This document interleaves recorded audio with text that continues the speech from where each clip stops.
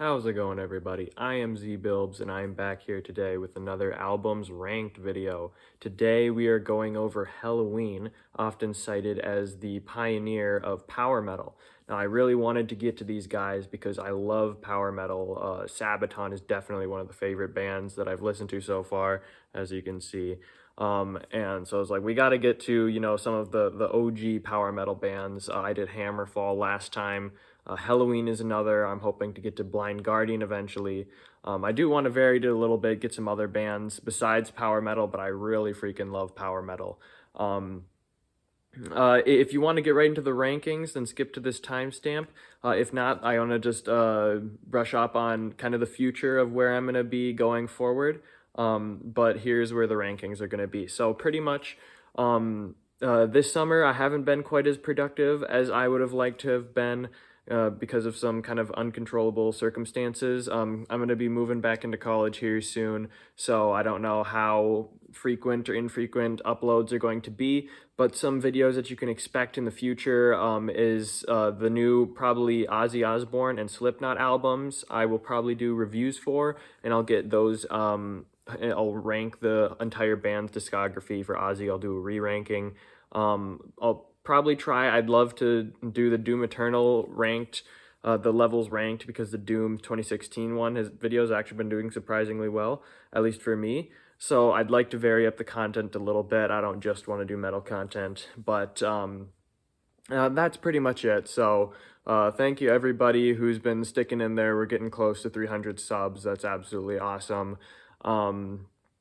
And yeah, let's just get into the video. So starting off at my number 16th spot, by a pretty wide margin. And actually, before I get into this, I just like to say that there are no bad Helloween albums. Even this one right now, I think, is still a really solid album in its own right. It's just, you have to pick a lot of these. Also, one more, I said I was going to get going, but there's one more thing.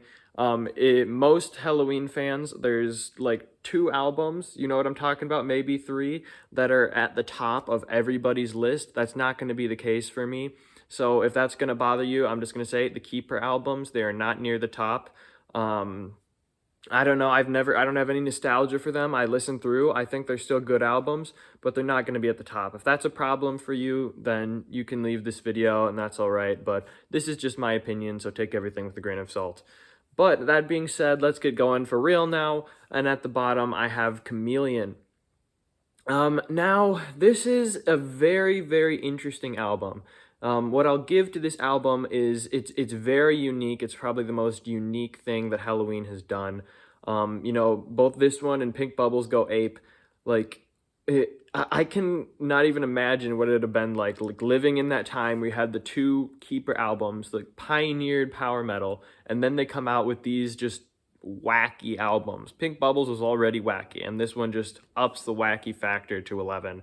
And it's just like what even is this? It's definitely not like strictly power metal. It's barely even metal. It's just all over the place. It's rock, it's metal, it's jazz, it's orchestra. It's kind of a confusing mess. But honestly, when you look past the shortcomings and like the wacky outward factor and the fact that this is called the Helloween album and it really doesn't feel like the classic Helloween vibe, the same thing goes for Pink Bubbles. There's actually a lot here that is just really enjoyable. It's very, very hit or miss when it comes to songs. Some songs I think are great, some are absolute trash, like Windmill or like Giants or Music. I know some people like those. I think they're just really weird and boring. But like other songs, there's When the Sinner, that's a really solid song. Step Out of Hell is solid. I Believe is nice, and Longing is just just an amazing subdued ballad. And one thing that I don't think anybody knocks this album or Pink Bubbles for is that Michael Kiske just sounds fantastic. I think he sounds even better in this album in Pink Bubbles than he did on the Keeper albums. He's just so good. Say what you will about the music itself, but Michael Kiske is an absolute genius. He's fantastic.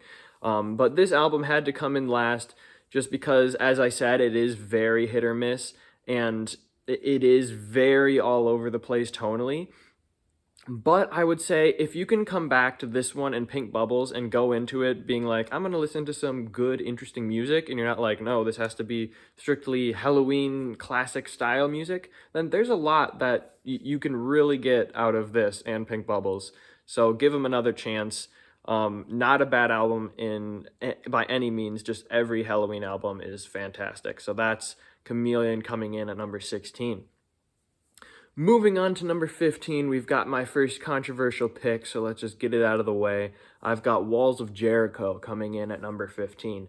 Now, this is often cited as usually like a top three, a top five, you name it, often even number one. And a lot of times what I see is that a lot of people who put it the highest are people who have like been around like when this album came out, so have a lot of nostalgia for it. And I listened to all of these albums straight, hadn't heard anything before, and frankly, this is still a good album. I still appreciate it. I still respect it.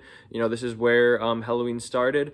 I don't love it. It's not really my thing, and that comes down to one thing, and that's the vocals. I think that Kai Hansen is easily the worst Helloween singer. He's not a bad singer by any means, but the vocals are just far, far from power metal. I mean, the vocals are all right, but they're definitely more on like the thrashy speed metal side, which I'm not big of a fan of generally. They give me almost like Dave Mustaine vocal vibes.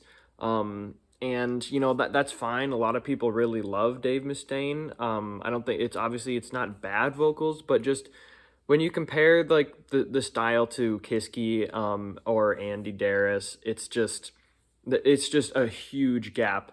And then a lot of people like the more like raw, like less produced production, and there's definitely good stuff. It's just not quite my thing. Some good songs from this album, title track, Walls of Jericho, and then with Ride the Sky, that's pretty good. Metal Invaders is solid. Gorgar is funky, but it's good. Let's see, you've got How Many Tears. That's probably the best off the album. That's a genuinely great song. There's also good stuff on the EP, but I'm not really counting that as part of this. So overall, I mean, it's still a solid album. It's just, for me personally, it's just not quite my style, which is why it's not getting any higher than 15. But moving on to number 14, keeping going with another very beloved Helloween album that I don't love quite as much, because I have got Master of the Rings. This was Andy Darris's first Helloween album. It's a lot of people's favorite Andy Darris Helloween album. Definitely not for me. Not my favorite. I still, it is for me because it is a good album. It's just I think when it comes to Andy Darris, he just keeps getting better and better usually. I think I like his later stuff even more than his early stuff. But this is still a pretty solid album. I just think generally when it comes to the songs, there isn't quite as high of highs as other stuff. Some good ones from this album, obviously Perfect Gentleman is a classic. That's a great song. Why is also a really good underrated classic. There's one, I think, like where the rain grows. That one, I don't. A lot of people seem to really like that one. I don't get it. I don't love that one. Soul Survivor is a decent start. Secret Alibi is good. The Game Is On is all right, a little weird. And in the middle of a heartbeat is also a really solid song. So a good album. There's good stuff. It just definitely doesn't reach the high of highs that later Andy Darris and just later Helloween stuff in general will do. So that is what I've got Master of the Rings at this spot. Next up at number 13, I have got Rabbit Don't Come Easy. A really weird name, a really weird title, but not a bad album. Definitely not one of Helloween's strongest albums. It's usually near the bottom of most people's rankings, and this is like bottom-ish for me. That being said, I still think, once again, it's a really solid album. I mean, coming after The Dark Ride, I think The Dark Ride is much better, and this is, it kind of feels like the songs are just stagnating a little bit. There's not quite as many like super interesting songs, but there is a good handful of really solid songs here. Some of my favorites would be Just a Little Sign. That one's good. Open Your Life is excellent. Never Be a Star, Sun for the World, both good. Back Against the Wall and Listen to the Flies are probably my two favorite from this album. Those songs are both really excellent. Back Against the Wall is just like surprisingly heavy. This album definitely isn't as heavy as A Dark Ride, but that song in particular I think is some really good chunky riffs. And Listen to the Flies just has an awesome chorus. Super powerful singing from Andy Darris. So, a good album. There is a solid handful of throwaway songs on here, which is why it's this low, but Rabbit Don't Come Easy, that's coming in at number 13. And moving on to number 12, let's get another controversial one out of the way. I have got Keeper of the Seven Keys Part 1. Pretty much I would say 90% of people's favorite Helloween album. I mean, it's usually Keeper Part 1 or Keeper Part 2, and then every once in a while you'll have somebody who'll throw in Walls of Jericho. None of those three are going to be up there for me. And this one, I do like Keeper 2 better than Keeper 1, but Keeper 1, it's still a great album. It's fantastic. There's just such good stuff in Helloween, and I like the later stuff more. But Keeper Part 1, what else is there to say about this? This is, it invented power metal. It's revolutionary. It's awesome. Why is it so low? Well, for starters, there's only 6 actual songs, and then there's an intro and an outro. And so when it comes to bulk of really solid content, this just doesn't have it. It's too limited and sparse in the content. It might be more consistent than other stuff, but just other albums have so many more songs that are really good, and this album, there's just a lot fewer. And even out of the 6, I only really like 3 of them. The 3 that I really like, I'm Alive, A Little Time, and Helloween. All great songs. Helloween in particular is fantastic. The other ones, though, I don't love them. Like Twilight of the Gods, it doesn't really do it for me. I don't know why. And then I think there's Future World and A Tale That Wasn't Right. For both of those songs, there's something weird. Like Michael Kiske vocals, they're great in this album and also Keeper Part 2, but when he gets really high on certain parts, I don't know, it sounds a little I can't even describe it, nasally or something. And while both of those songs are great, the vocals get a little high and nasally for me, and just not great. Honestly, Kiske's vocals, I like them in, as I said, I like them in Chameleon and Pink Bubbles more, and even in Helloween when he comes back, when I feel he just has really young, unmatured vocals here, and that probably a lot of people love that. For me, I like it matured a little bit more, that really high, some of his high vocals are good, and then other times it just sounds just a little bit off. I think maybe if I liked that stuff, this album would be higher. But because of that, and the fact that it's just very sparse in just how many songs, I can't put it any higher than 12. But, I definitely can see why people love this. It's still a great album. So that's Keeper Part 1 coming in at number 12. All right, next up at number 11, I have got one that most people don't like, and I know it's blasphemy for putting it higher than Keeper Part 1, but My God-Given Right is at number 11. I think this is, once again, it's really great. I love the later Andy Darris Helloween stuff. I think it's great. Obviously, this is probably my least favorite out of the later 2010s Andy Darris era, but it's still really good. The songs are really hit or miss, but the songs that hit really hit. There's some absolute bangers on here. Heroes is fantastic opener. It's one of my favorite Helloween songs.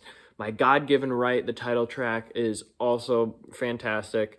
Russian Roulette is really good. If God Loves Rock and Roll. What was the other one? Swing of a Fallen World, Lost in America. All of those songs are so good. There's obviously a handful of mediocre stuff, kind of just stuff that feels a little bit of stagnating, just not entirely interesting. But man, the good stuff on here is just so freaking good. So it's personal, but I just really dig this album. So that's what I got. My God-given right at number 11. Moving on to number 10.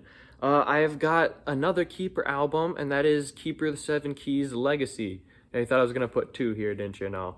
Nope. Keeper Legacy. This is another album, much like My God-Given Right, where it's got super, super high of highs, but it's also got very, very low of lows. All right, the songs on here, you've got My Life for One More Day, The Shade in the Shadow, Come Alive, Light the Universe, all decent songs. Also, I think Pleasure Drone. What really makes this album is it's got some absolute bangers, like you know 'em, The Invisible Man, King for 1,000 Years, and my absolute favorite from this album, Occasion Avenue. Man, just the epics on this album are just absolutely legendary, as to be expected from a Keeper album.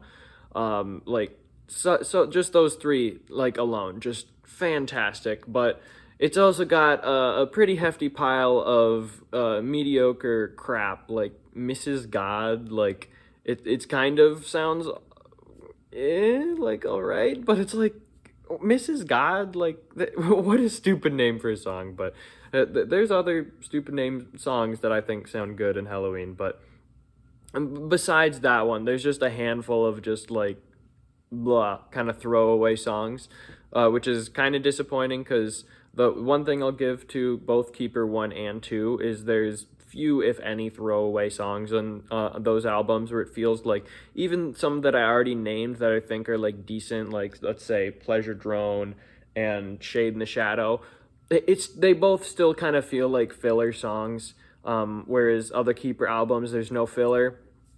So kind of disappointing. That's why this isn't any higher. But man, those really good songs are so good that it bumps it up to number 10 for me. But can't put it any higher because it is very inconsistent. But still a really solid album, really underrated album, as are honestly a good chunk of Helloween's albums in my opinion. But moving on to number 9.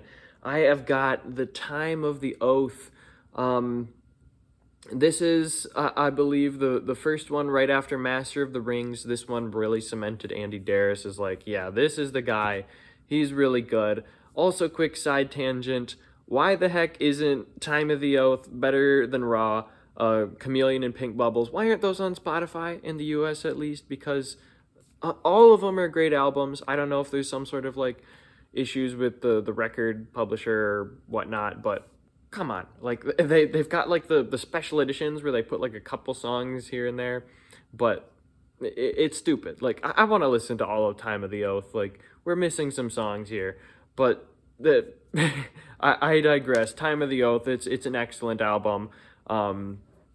Some of my favorites, let's see, we've got obviously the title track, Time of the Oath, is really good. Let's see, we've got Steel Tormentor, Power, so good. Forever in One, I think Andy Darius said that that's like his favorite song that he's done. It's a really solid, nice, subdued ballad. Wake Up the Mountain, that's probably my favorite from this album. Before the War, probably my second favorite. That one's not on Spotify. Get it on there, Helloween. That's a great song. Million to One, Kings Will Be Kings. So just a really consistent album. There's a handful of mediocre ones on there, like Mission Motherland, If I Knew, stuff like that. But very few. This one isn't higher because, like, even my favorite, like Wake Up the Mountain, still a good song, but I think it's far from top tier. I think just if this one had just a handful of more, just like really, really good Helloween songs, it could easily be top 5 because it just has such a great consistent quality. But it's still obviously a great album, but that is what was coming in at number 9. Moving on to number 8, we have got Keeper of the Seven Keys Part 2. Now, yeah, I know it's low, that this is the end of, all of the classic ones that everybody loves, but I do like this one a good handful more than Keeper Part 1, and for the first reason that there's more songs. Obviously, it gives it more chance to not be good if the songs aren't good, but luckily for this album, pretty much every song is an absolute banger. So, you know, like, let's go over. I mean, you've got I Want Out. That's like the most popular Halloween song for good reason. It's great. Eagle Fly Free. Probably my favorite Michael Kiske Halloween song. That's just such a freaking fantastic song. Dr. Steen is great. March of Time is great. Keeper of the Seven Keys, like that's right there with Halloween as just one of the best Halloween ballads. It's awesome. Rise and Fall, that one's kind of weird, but I kind of like it. There's only like two songs from this album that I don't really love, but like I think what's it called? Like We Have the Right or something like that. I don't really love that one, but like everything else, it's really good. Um, it's not higher just because, as I said, other Halloween albums have more higher of highs. For this one, the only one that like really, really reaches those high highs is Keeper of the Seven Keys Part 2 and Eagle Fly Free. I love both of those songs. Most of the other songs are really good, just not quite on that next like top tier level that other albums are for me, but obviously this is still great. It makes sense why most people put it one or two. But yeah, moving on to number 7, I've got Better Than Raw. Another one that has been excluded from Spotify, which is horrible because this is another absolute gem of an album. I mean, the album cover alone, like, it's just the perfect balance of spooky and sexy. It's great. Let's go over the songs in here. Push is a great opener. Hey Lord, that's just a fun, catchy song. Don't Spit on My Mind is great. Time, that's a really nice, mellow, subdued song. I Can is solid. Handful of Pain is great. Uh, Laudate Dominum is nice. Midnight Sun is excellent closer. There really is like almost nothing on this album that I dislike. Probably the only one I don't love is Revelation, and even I think most people really like Revelation. This one isn't any higher. It might be the most consistent or one of the most consistent Halloween albums in terms of quality. There are few, if any, filler or, slightly mediocre tracks in here. They're all good, but there's very few that I think are like great songs. The best song in here is probably Hey Lord, or maybe Don't Spit on My Mind. But even then, both of those, like, I wouldn't put them at that like next like top tier level. Same thing with like similar with Keeper Part 2. Has good stuff, but just doesn't quite reach that really high of highs, which is why it doesn't get any higher. But still an absolutely great album, and that is Better Than Raw coming in at number 7. All right, moving on to number 6, I have got Gambling with the Devil. Uh, this is a really weird one. Once again, obviously Halloween has a lot of weird stuff. That's one thing I respect about Halloween is that two albums like rarely sound like anything like each other, with maybe the exception of Keeper 1 and 2, but still it's like one kind of conjoined album, so I don't really mind. And this is the album coming off the heels of Keeper Legacy, when they went for I think it's maybe a little heavier, but it's almost like techno. They use a lot of that like weird like I don't know, tech style to it. Like you know what I mean. If you listen to this album, it has this weird production to it, and it really kind of turned me off to this album the first time I listened to it. But the more I listened to it, and as I kind of got past that weirdness of it, I just really enjoyed just this album in general. Besides the production, just the songs on their own, there are a lot of just really, really freaking good songs. Let's see, you got Kill It, that's an absolute classic. The Saints, Paint a New World, As Long as It Falls. And then you got some really, really good songs. Obviously, Kill It is good, but it only goes up from here. Final Fortune, I Am Me, Fall Into Pieces, and my absolute favorite from this album, The Bells of the Seven Hells. That's just got an awesome, just classic Helloween power chorus to it. It's fantastic. So, Gambling with the Devil, there's very little wrong without it. It's very consistent quality. It's got those really high of highs, outdone by just other albums being even more spectacular somehow. So Gambling with the Devil, very good, and that's coming in at number 6. All right, moving on to number 5. This is where it gets really tricky. But there's one that you guys probably are shocked hasn't been listed yet, but Pink Bubbles Go Ape. I've got it number 5. Yeah, I know. I'm crazy. And as I said, like Chameleon, both of these, if they weren't listed as Helloween albums, I think they would be way more respected. Because this is an absolutely fantastic album, like for real. Once again, similarly to Chameleon, it's just not quite power metal. It's a lot softer. It's more of like a hard rock album, or just, it's kind of all over the place. But Michael Kiske still sounds fantastic. They still have some really fun, just really good songs just across the board. They don't fit in with most of the other Helloween stuff, but you know what? Screw it. I can tell why most people hate this album, because I mean, you just look at this artwork and it's like, what the heck were they thinking? Like a lady holding a fish? Like, and this is right after the masterful artwork of the Keeper stuff. Like, immediately that turned off probably just about everybody to it. But because I have no nostalgia for anything there, I was just like, okay, this is weird, but these songs freaking slap. So, what can you do? Some of my favorites from here: Kids of the Century, that's a classic. Back on the Streets is solid. Number 1 is really freaking good. Heavy Metal Hamsters, that's the one that everybody hates just by the name, because it's like, Heavy Metal Hamsters, what the heck were they thinking? And I thought the exact same thing. I was like, there's no way I'm gonna like this song. It's called Heavy Metal Hamsters, and I really like this song. I think it's goofy, obviously, just by the name, but it's really freaking catchy. It's really fun. That's kind of this whole album in a nutshell. It's weird, but it's catchy. It's fun. It's just really good. Going Home is great. The Chance is my absolute favorite on this album. That's just, it's spectacular. And then Your Turn is a really nice, just mellow, soothing way to end the album. And overall, it's consistent. It's got consistently multiple songs, multiple songs that are just really, really freaking good. So, I mean, I understand why most people don't like this. It's weird as heck. It's not Halloween, but for me personally, I think it rocks. So that's what I got Pink Bubbles at number 5. All right, on to number 4. I have got Straight Out of Hell from 2013. Most people don't have this one super high, but as I already said earlier, I really love the 2010s era of Helloween, and this is no exception.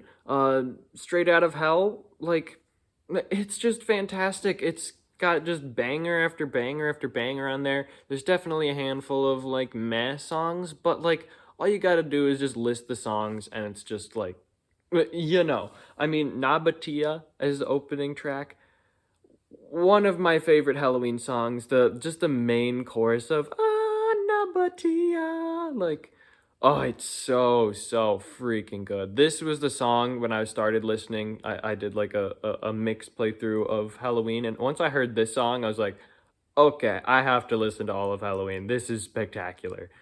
Like, seriously, one of the best power metal songs I've heard, just period. Live Now is good. Burning Sun is good. Waiting for the Thunder, excellent. It's like such a great mix of piano and power metal. Hold Me in Your Arms, that's another like, mellow-ish song, but also just really, at this point in their career, they're just really good at making like fun, catchy choruses, and that making albums that just don't stagnate either, that just feel new and injecting new energy. That's where I'll say Halloween is just a lot better than Hammerfall in my opinion, whereas Hammerfall was really good.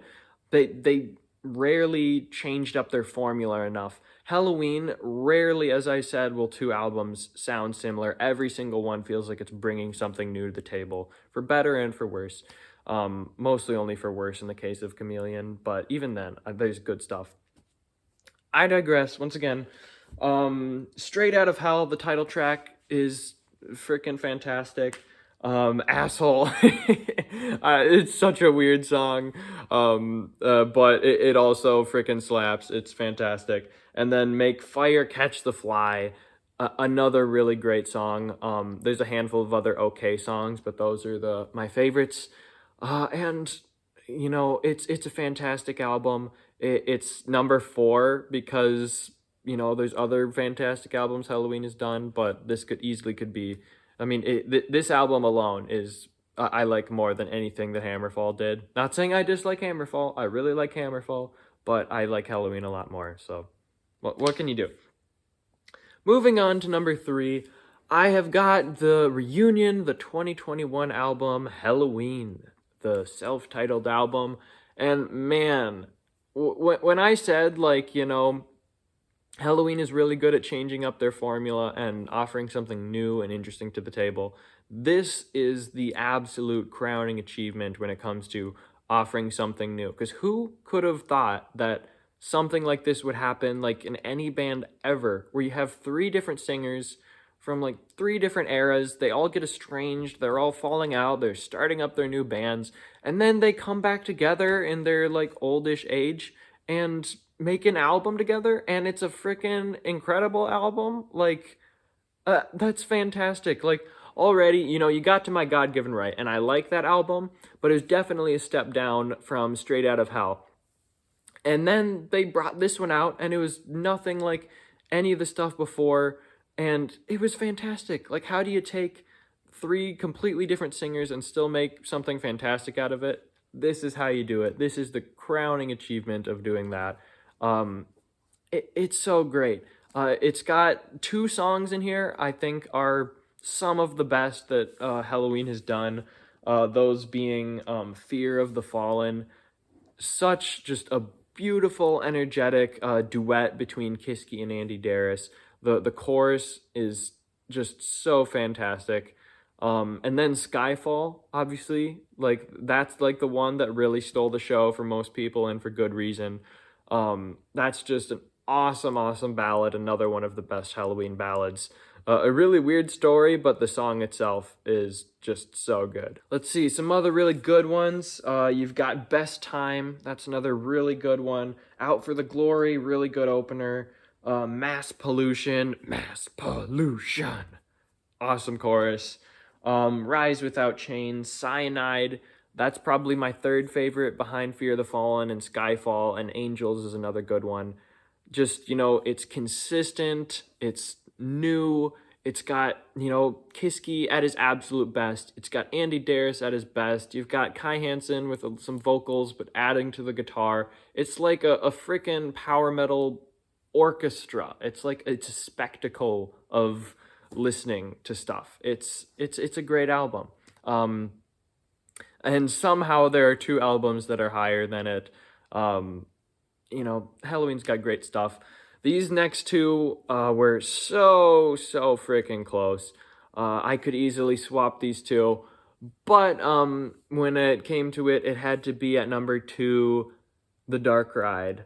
This was I really wanted to put this at number 1 because I really like the album cover a lot and I really like the vibes, but when it came down to the songs of it, the edge goes to the other one that you probably already know just by a bit. But The Dark Ride, like, you know, Better Than Raw was already great, and then they came out with The Dark Ride. They changed up their formula. They went a little heavier, a little darker on the themes and the lyrics, and it absolutely paid off. Like, there's just, once again, it's just consistent. It's consistently fantastic. That's just, you know, what else is there to say about it? So, favorites from this album, Mr. Torture. Once again, another very weird song, but a very good song besides that. Escalation 666. really heavy, really, weird, but good, a nice dark tone. I love it. If I Could Fly, it's probably the best from the album. Another great use of piano, nice mix of power and piano that Helloween is very good at. We Damn the Night, probably my second favorite from the album. That's probably got the most just powerful chorus. I love it. Immortal is solid. The Departed is awesome. The Dark Ride, that's another absolute banger song. Salvation, I Live for Your Pain. Like, there's, I think, maybe like one or two songs that aren't quite up to snuff on this album, but everything else, it's fantastic. It's The Dark Ride. That's coming in at number 2. Number 1, just by a hair, I had to give it to Seven Sinners. A lot of people don't like this album. I don't get it. This album it's so good. I mean, I don't love the album art, but besides the album art, like, this is probably their heaviest album. Not saying that heavier equals better, but it's, Helloween's heavy stuff is some of their most interesting stuff that they've done, and that is definitely the case for Seven Sinners. They just have just really heavy, chunky riffs and really fast, just awesome choruses, and consistent quality, just like pretty much everything else up high on this list. It's a great album. Where the Sinners Go, great opener. Are You Metal, awesome. Might be my favorite Helloween song of all time, Who Is Mr. Madman? It's spectacular. World of Fantasy is great. Long live the king. Amazing. The Smile of the Sun is great. The Sage, the Fool, the Sinner, probably my second favorite from the album. Once again, fantastic. My Sacrifice is very good. And then Raise the Noise and You Stupid Mankind are also some decent songs. Once again, just like The Dark Ride, there's like one or two songs that aren't quite up to snuff. The rest, I think, are all great, even not just good, great. This is just my favorite album. I think it's fantastic. The Dark Ride is close, but it's a fantastic album. That's what I've got at number 1, Seven Sinners. But that will conclude my Helloween albums ranked. So let me know in the comments, how would you rank Helloween? What other bands would you like to see ranked next? What other videos would you like to see? Thanks for sticking to the end if you watched this whole video. If you enjoyed, please like and subscribe and do all that if you feel like it. But yeah, that's all I've got for you. I'll see you later.